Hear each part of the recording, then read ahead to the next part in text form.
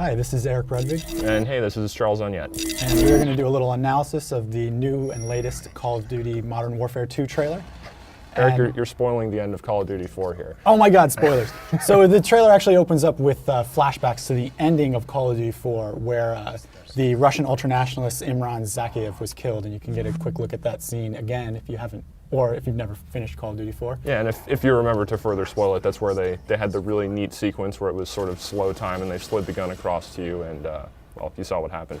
And so this trailer kind of hints that the ending of Call of Duty 4 is going to be a major leaping point for the beginning of Modern Warfare 2. And in this trailer, you get a voiceover with the new antagonist, Vladimir Makarov, who is the main villain pointed out here. And it seems that Zakhaev was keeping him in check, but now that you've killed him in the first game, he's running wild and terrorism is running rampant around the world. And we'll actually get our first look, if we want to leap ahead really quickly, to who we believe to be Makarov. Right about here. Yeah, that guy looks like a villain. He looks plain evil. Not gonna lie, I would not want to run into that guy. All right, let's get back to where we were before.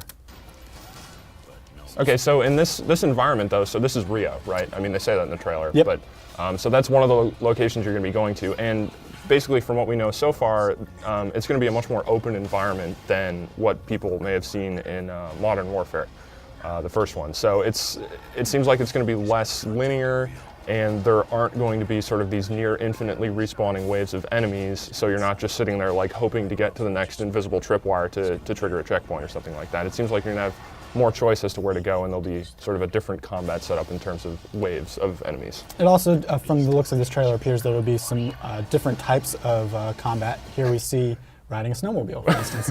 For instance, and being just on a after snowmobile.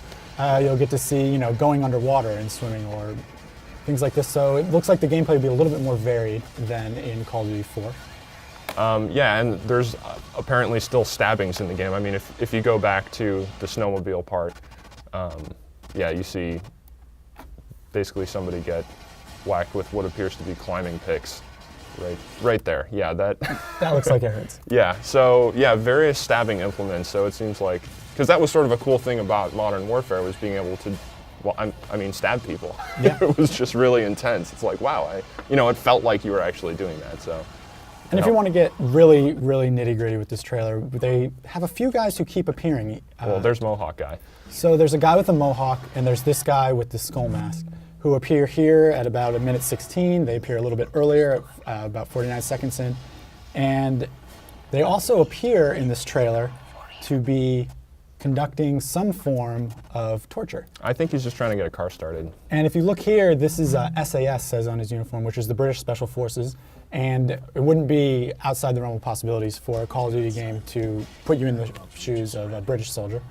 But apparently you're not a very nice British soldier, so maybe this will be the darker chapter of the Modern Warfare series. Yeah, and we should point out that this trailer that came out is basically single player only, so there's still a lot of elements of the game that we don't quite know about yet, including a two-player cooperative special forces mode, which is separate from the campaign, as well as multiplayer, which Infinity Ward really hasn't talked about at all at this point. So, I mean, I know a lot of people still play Modern Warfare for the multiplayer, and that's not really something we see anything about here. Although, I mean, the single-player element does appear to still have very strong presentation values. And now we get some nice Russian here at the end, and it's something that we didn't bother to look up, so we don't know what it means. I think he said the bathwater is tepid. I think he said, for more details on Modern Warfare 2, head over to IGN.com, and that's it from us. Oh, yeah, that's probably exactly what he said.